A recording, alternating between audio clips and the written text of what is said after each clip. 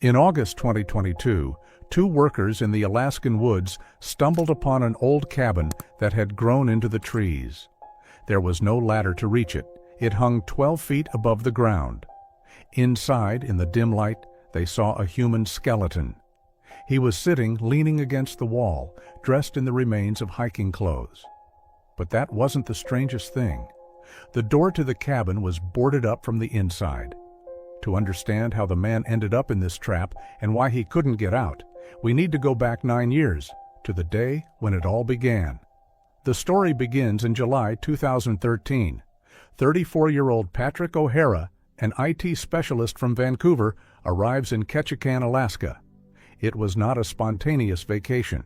Patrick was an experienced traveler. He had been hiking in the forests of British Columbia for years, knew how to navigate, and knew how to survive in the wild. He was methodical and cautious, both at work and in his hobbies. His trip to Alaska was the culmination of extensive preparation. He planned to hike alone along a difficult and rarely visited section of the coastal route in the Tongass National Forest.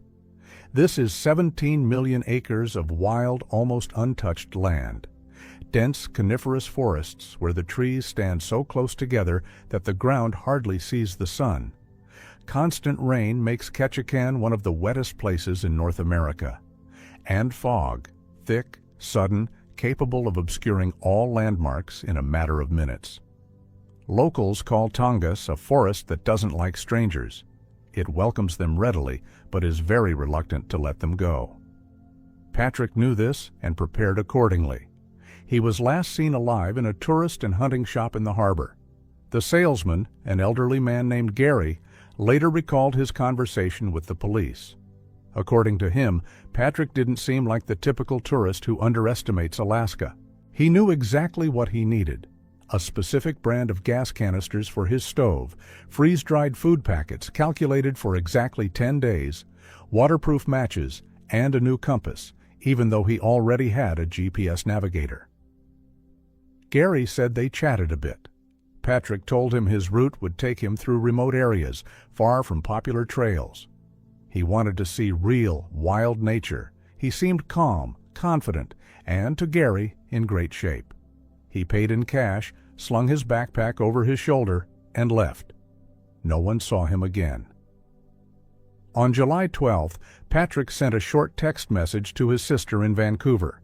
It contained just a few words. "Heading out on the trail. Everything is according to plan. Next contact in 8 days." 8 days was the time frame he had set for himself, with a 2-day buffer. His family wasn't worried. They were used to his trips and knew that communication was often impossible in the wilderness. 8 days passed. July 20th. There was no news from Patrick. His family waited. 2 more days passed, the extra time he had allowed for. July 22nd. Silence. On the morning of July 23rd, his sister called the Alaska State Police and reported her brother missing. The search began. A team of volunteer rescuers from Ketchikan joined the effort, experienced locals who knew these woods like the back of their hands.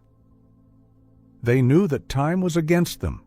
In Tongass, a person who has lost their way can freeze to death even in summer.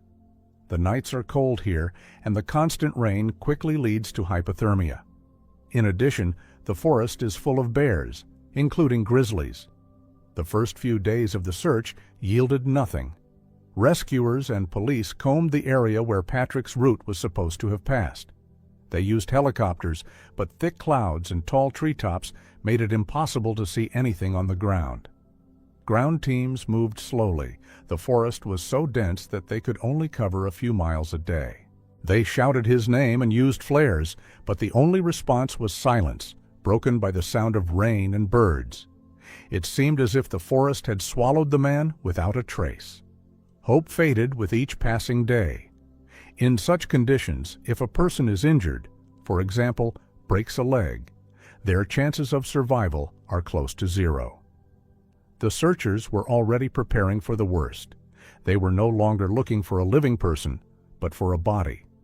And then, on the 7th day of the search, one of the groups stumbled upon something. About half a mile from the main trail, in a small clearing by a stream, they saw his tent. But the discovery raised more questions than answers. This was not the camp of a man in distress. Everything was neatly tidied up. The tent had not simply been folded, but professionally rolled up and packed into its compression bag. Next to it lay his backpack, also completely assembled. The sleeping bag, mat, and clothes were all neatly folded and ready for transport. There were no signs of a struggle on the ground, no scattered food that could attract wild animals. There was no sign of Patrick himself. The forensic experts who arrived at the scene were baffled. The scene looked absurd. It seemed as if Patrick O'Hara had gotten up in the morning, leisurely eaten breakfast, carefully packed all his belongings, broken camp, put his backpack on the ground, ready to set off, and then disappeared. He couldn't have gone far without his backpack. It contained all his equipment, food, and a map. After searching every inch of the clearing, the searchers found nothing. No traces of blood, no scraps of clothing, not even clear footprints on the damp ground, except their own. The search continued for another week, but to no avail. Eventually, the active phase of the operation was called off. Patrick O'Hara was officially declared missing. His case was filed away as unsolved, becoming one of the many mysteries held within the endless Tongass forest. The family was left with no answers, and the rescuers with a nagging feeling that they had encountered something that defied logical explanation. The story would have been forgotten, like dozens of others. 9 years passed. Patrick O'Hara's case went cold. The family had long since given up hope of finding him alive. The story of his disappearance became a local legend, one of many that abound in the forests around Ketchikan. An experienced hiker who set up camp and vanished into thin air, leaving behind only his perfectly packed gear.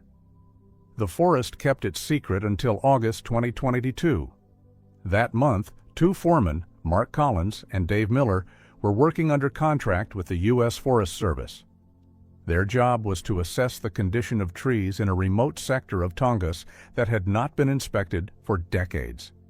It was hard, routine work. They would spend several days deep in the forest where there were no trails or communication. Their route was more than 7 miles from the nearest known tourist trail. 7 miles, as the crow flies on the map, turned into several days of travel through windfall, swampy lowlands, and thick stands of shrubs known as Devil's Club for its thorny stems. One day, toward evening, they were making their way through a particularly dense patch of old spruce trees. Mark, who was leading the way, stopped to check the map and happened to look up.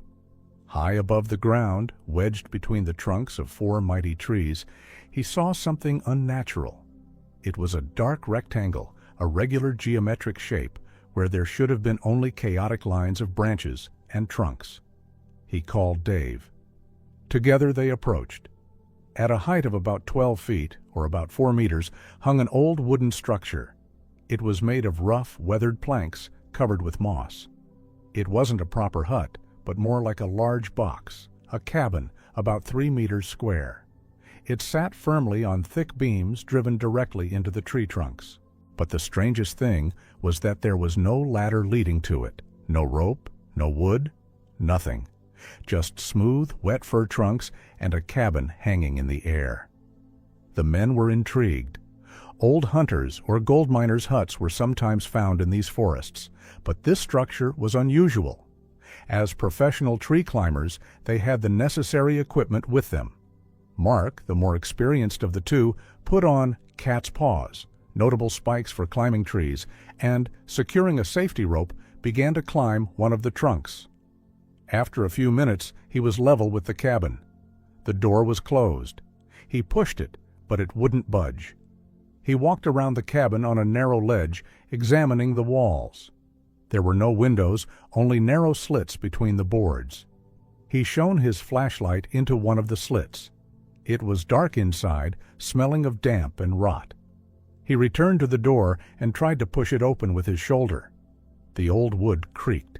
He went again, and one of the boards of the doorframe gave way with a loud crack. The door creaked open. The first thing that hit his nose was the smell. It wasn't just the smell of rot.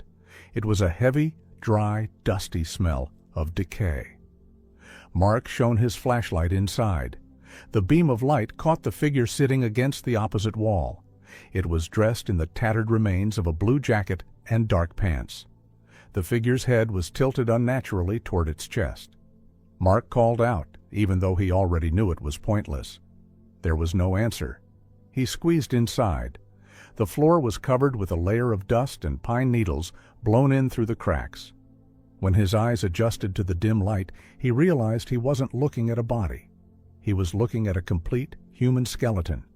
The bones were yellowish white, held together by the remains of dried ligaments and clothing. The skull lay separately, a few feet from the skeleton, against the wall, as if it had been placed there. Mark froze, trying to comprehend what he was seeing. He slowly swept the beam of his flashlight around the small room. In the corner stood a modern tourist backpack, precisely like the one sold 10 years ago. Next to it, on the floor, lay a small metal pot containing a dried, petrified mass that looked like porridge. Not far from the skeleton lay a rusty old radio. Mark froze. He approached the door from the inside and shone his flashlight on it. What he saw made his heart race. The door was boarded up with several thick planks nailed across it, but they were nailed from the inside. The nails were bent from his side. Whoever had been here had locked himself in. Then his gaze fell on the wall next to the door. The wood was covered with deep scratches. These were not tool marks. They were parallel grooves left by fingernails. Dozens of scratches clustered in one spot told of a long, desperate, and hopeless attempt to get out. The man inside was conscious. He was alive, and he was terrified. Mark quickly climbed out of the cab. Dave was waiting for him below. "Call the police," was all he could say. They had a satellite phone with them for emergencies. The signal was weak, but they managed to contact the dispatcher and report the gruesome discovery, giving their coordinates. The arrival of the investigation team turned into a full-scale operation. The police and forensic experts also had to climb into the cabin using climbing equipment. They worked slowly and methodically, documenting every item. In the backpack, which was almost untouched by time, they found an ID card belonging to Patrick O'Hara. The 9-year-old mystery had been solved in a gruesome way, but the main question remained unanswered. An examination of the backpack revealed that it contained an almost complete supply of freeze-dried food and an unopened gas canister for a stove. This meant that Patrick had not died of starvation. Then, what did he die of? And why did he nail himself shut from the inside? Or, even more bizarrely, if someone locked him in, how did that person get out of the cabin, which was nailed shut from the inside? The mystery of Patrick O'Hara's disappearance was replaced by the even more complex and sinister mystery of his death. Investigators were beginning to unravel this tangle, and the first thread led to the history of the cabin itself. They needed to understand who, when, and why this trap was built high above the ground. So, investigators had a skeleton, an identity, and a crime scene. The cabin hanging between the trees became the primary focus of the investigation. Detectives from the Alaska State Police's Cold Case Unit started with the archives. They dug up old Forest Service maps, logging records, and rangers' reports from the past 50 years. But there was no mention of the cabin. It was an illegal structure, a phantom that didn't exist on any map. So they turned to human memory. They began interviewing Ketchikan's old-timers, retired foresters, hunters, fishermen, people who had spent their entire lives in Tongass. And they found information. Several elderly hunters recalled rumors that had circulated in the 1980s and 1990s. At that time, poaching was rampant in the area, mainly targeting Sitka deer. To avoid detection by patrols and hide their prey, some groups of poachers built shelters like these in the most inaccessible parts of the forest. The design was ingenious in its simplicity. The cabin was built high up in the trees so that bears, the main threat to any camp in these forests, could not reach it. But the key detail, according to the old-timers, was the ladder. They never built permanent ladders. Usually it was either a light wooden structure or a simple rope ladder that the poacher would pull up after climbing up. At night or during extended absences, there was simply no way to get into the cabin. It was a perfect, safe hideout. This information explained how Patrick could have been trapped. If he had found the cabin with the ladder in place for some reason, climbed inside, and then the ladder fell or was removed, he would have been trapped. But this raised a new, even more important question. Was the ladder there at all when he got there? And if so, what happened to it? Meanwhile, forensic experts were working on the case. Patrick's remains were taken to a laboratory in Anchorage. After 9 years in an unsealed cabin exposed to moisture and temperature fluctuations, the bones couldn't tell them much, but what they did tell them turned the case upside down. First, the scratches on his finger bones were confirmed. This indicated that he had indeed rubbed his fingers against the wooden walls until they bled in an attempt to escape. Second, analysis of the bones revealed no signs of scurvy or other diseases associated with prolonged starvation. This coincided with the discovery of food in his backpack. He did not die of hunger. Experts ruled hypothermia as the cause of death. In an uninsulated cabin 12 feet above the ground, the temperature at night dropped to nearly zero, even in July. Strong winds and constant humidity drew heat from the body. Without a sleeping bag, which was left in his backpack at the abandoned camp, he had no chance of surviving several nights. But that was only part of the conclusion. The most important discovery was made during an examination of the skull. At the back of the skull, in the parietal region, the expert discovered a thin fracture line. It was a crack characteristic of a decisive blow with a blunt, flat object. The injury had been sustained shortly before death. It was not a fatal blow in itself, but it could certainly have caused concussion, disorientation, and loss of consciousness. Now the investigators had a new variable. Patrick wasn't just trapped. He was trapped while injured. This allowed them to construct their first coherent version of events, a theory of tragic accident. According to this version, Patrick left his camp for some reason without taking his backpack. Perhaps he heard a noise and went to check it out. Or maybe he decided to take a short trip without any supplies. Suddenly, fog rolled in, and he got lost. Wandering through the forest, he stumbled upon the poacher's cabin. The ladder, left there by someone many years ago, was still in place. Delighted to have found shelter, he climbed up. Inside, in the darkness, he could have slipped on the wet floor or tripped, hitting his head on the wall or a support beam. This would explain the skull injury. Concussed and disoriented, he could have accidentally knocked the rickety ladder down. Then came panic, realization of his situation, cold, and a slow death from hypothermia. As for the skull lying separately, over 9 years, small animals such as martens or squirrels could have entered the cabin through cracks and carried off the remains. This version seemed logical and explained almost everything. Almost. But 2 elements did not fit into it. The first was his camp. Why would a methodical and experienced tourist pack up all his belongings, including his tent and sleeping bag, only to go for a short walk deep into the forest without any of it? It defied common sense and the psychology of any experienced hiker. And the second most inexplicable thing was the boards nailed from the inside. None of the versions involving an accidental fall explained why a wounded and panicked man would spend his last strength to barricade himself even more securely. This action was completely illogical, unless he was hiding from someone, if what he was afraid of was outside.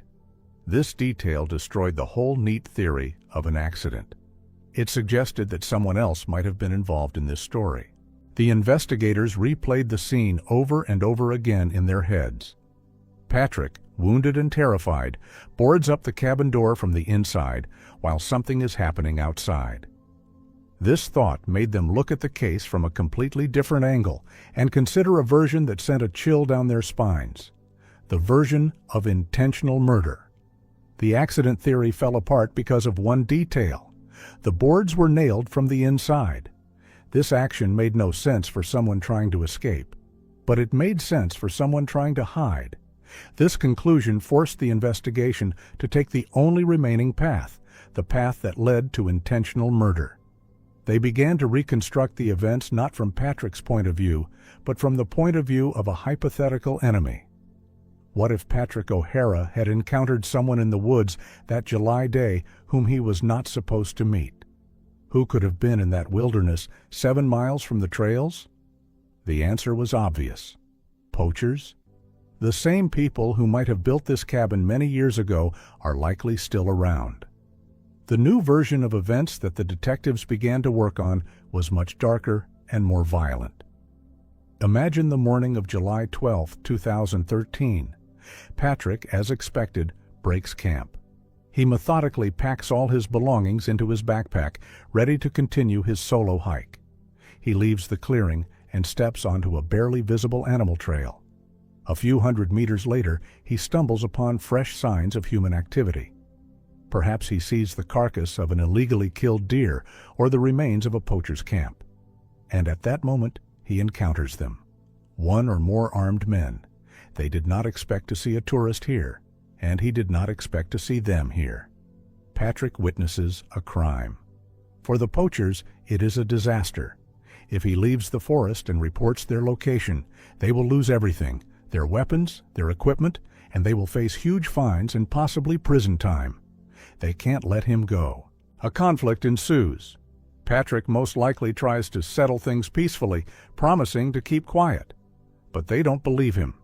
At some point, one of the poachers hits him on the back of the head, possibly with the butt of a rifle. The blow doesn't kill him, but it causes a concussion and disorientation. Now they have a wounded and frightened witness on their hands. Simply shooting him is risky. The shot could be heard, and a bullet wound is direct evidence of murder. Then one of them remembers the old hideout, the cabin in the trees. It's the perfect solution. They drag the semi-conscious Patrick through the forest. They lead him to the trees where the cabin hangs. They force him to climb up the rope ladder or drag him up by force. Once inside the cramped box, Patrick may regain consciousness for a moment. The last thing he sees is the ladder being removed below. Then he hears the voices of his captors. They don't leave right away. Maybe they're discussing what to do next, or just waiting. It is at this moment that Patrick makes his fateful move. He is wounded, terrified, and he can hear the people who just tried to kill him downstairs. He thinks they might come back to finish what they started. Inside the cabin, he finds some old boards and nails left over from construction. In a fit of adrenaline-fueled panic, using a rock or some other heavy object as a hammer, he nails the door shut from the inside. He thinks he is building a fortress. In reality, he is sealing his own grave. The poachers below hear the banging. They realize what he has done, and they are pleased with that. Now they don't even need to guard him. They leave, leaving him trapped, locked in by his own hands. They know he can't get out. They know that the cold and his injuries will do the work for them. It will be an accidental death. No clues, no witnesses. The perfect crime. This theory explained everything. The abandoned camp, he was forced to pack everything up to cover his tracks, the head injury, and most importantly, the boards on the door. It turned a senseless act into a tragic attempt at self-preservation. The investigators were almost sure that this was precisely what had happened. But theory is one thing, and evidence is quite another. 9 years passed. Detectives began reviewing all reports of poaching in the Ketchikan area for the year 2013. They looked for names, people who had been caught or at least suspected of illegal hunting in that sector. They interviewed dozens of people, trying to find any clue, rumor, or hint. But it was all in vain. Poachers who operate in such a remote area are not amateurs. They are professionals who know how to cover their tracks and keep their mouth shut. In 9 years, all possible evidence on the ground had long since disappeared. There were no fingerprints, no shell casings, no DNA. There was nothing but a skeleton in a wooden box and the silence of the forest. The investigation had reached a dead end. The police had a coherent, logical, and terrifying version of the murder, but not a single suspect. There was no chance of finding the culprits and bringing them to justice. The Patrick O'Hara case had become a legal paradox. Officially, the cause of death remained a dry statement. Death from hypothermia, exacerbated by a blunt force trauma to the head. The cause of the head injury was listed as unknown. The case was closed for the second time, but now with the heavy realization that somewhere out there, the people responsible for this slow and painful death might still be alive. They left a man to die in a cage suspended above the ground, and they got away with it. In the end, Patrick O'Hara's case hit a wall of silence. With no physical evidence, no witnesses, and no suspects, the police had no choice but to close the case again. It remains in the Alaska State Archives as one of the strangest and most disturbing cases. An unsolved murder disguised as an accident. The cabin that had become Patrick's prison and grave was carefully dismantled and removed from the forest. They couldn't leave this grim structure behind, as it could attract other curious tourists and lead to new tragedies. Now, only 4 old fir trees stand on the site, and nothing reminds us that a deadly trap once hung between them. The forest has reclaimed this place. For the O'Hara family, 9 years of agonizing uncertainty have been replaced by a lifelong certainty that those responsible for their son's death have gone unpunished. They received his remains for burial, but they did not receive justice. They know how Patrick died, but they will never know who struck him on the head and removed the latter, condemning him to a slow death from cold and despair. That person or those people may still be living their lives as usual. Perhaps they are also from Ketchikan. Maybe they shop at the same stores, sit in the same bars, and no one knows the secret they carry. And that wraps up today's story. Now we want to hear from you. Where are you watching from? Drop your city or country in the comments, and let's see how far these stories reach. If this story moved you or gave you chills, give it a like, share, and subscribe for more powerful stories. One last thing, rate the story from 1 to 10 in the comments. Your feedback helps us bring you even better ones next time. Thanks for watching. We appreciate you being part of this storytelling journey.